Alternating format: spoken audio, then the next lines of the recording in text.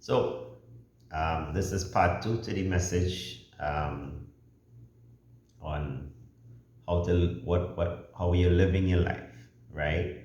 And I want to show you in the same chapter, Luke, right, chapter 16, verse 11, right, and verse 10 and 11, where he says that money is the least of all riches. And then he says, um, who will commit to your trust the true riches? So, wow. So here we are thinking in this world, guys, that money is the best of all. That is the riches of the world. That if I were to have $1 billion, all will be well with me, guys. And that is the lie that the majority of people listening to this broadcast would buy into. That if I had $1 billion, I will be the happiest man on earth. All will be well. My life will be awesome, right? I will be super rich. You're super rich in the world, but the Bible says money is the least of all riches. How can he say such a thing, guys, when we believe money to be the greatest of all riches? Is what he says, what Jesus says. He says um, in verse 15, God knoweth your hearts, for that which is highly esteemed among men is abomination in the sight of God. Wow. Your love for money, your love for material things like vehicles and houses and all those things that you love, right?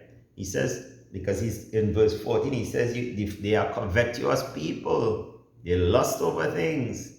They love things, right?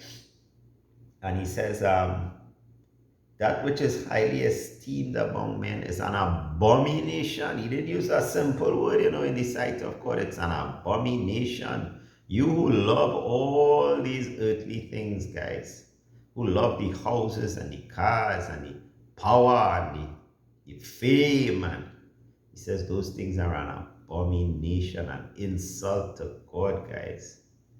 He's not saying don't have it.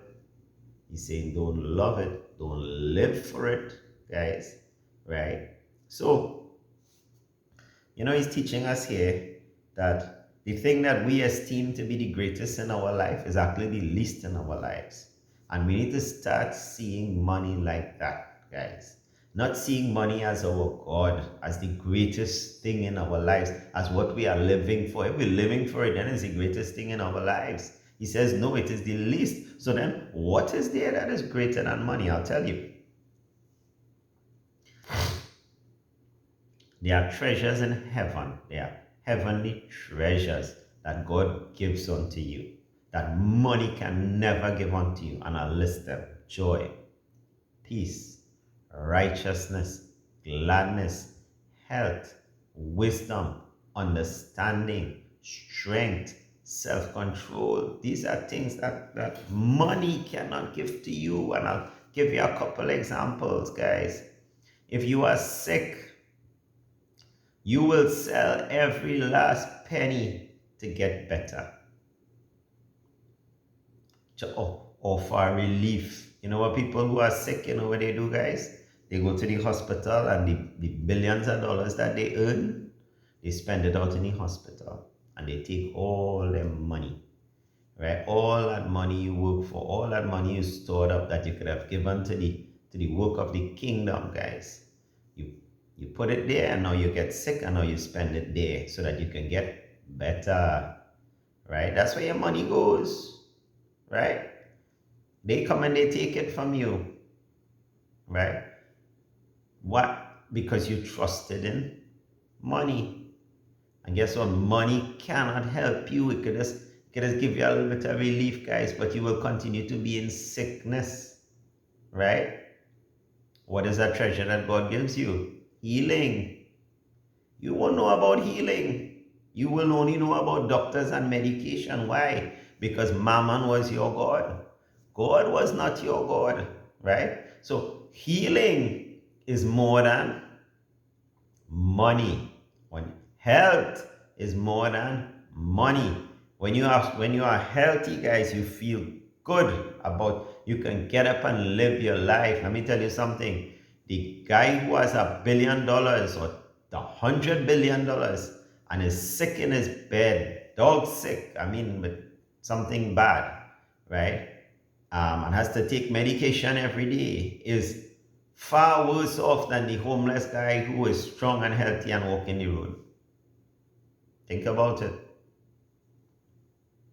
That's how bad sickness is, guys. And God has come and He's given you healing. He's giving you health. That's a treasure. That's a treasure you will not get from money and will not get from the world, no matter what you do, right? And then let's look at another one. Peace. Maybe you've lost a loved one. Maybe a lot of things are happening in your life at the same time. And you can't sleep. You're irritable. You're struggling. How is money going to help you? How is that thing that you consider the greatest in the world going to help you? It's not. Only God can help you. Only His treasure can help you. What's His treasure? Peace. His peace can enter your life. And you will have rest. The struggles will just fall away like chains. Right? You will be glad. Right?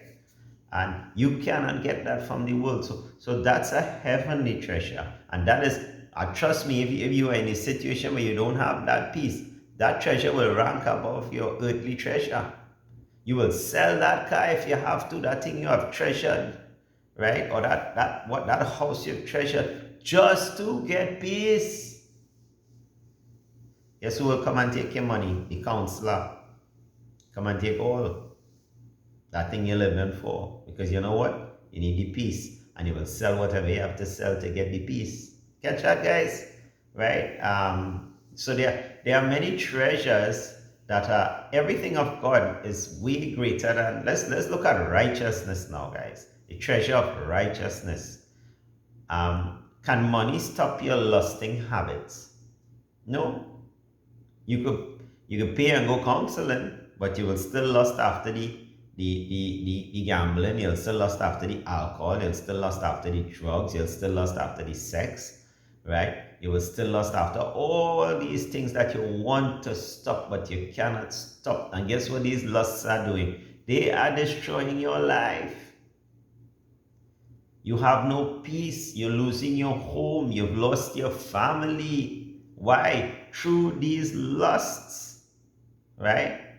And yet you're rich. You're a CEO. You own these organizations and you're struggling with lust. No one knows.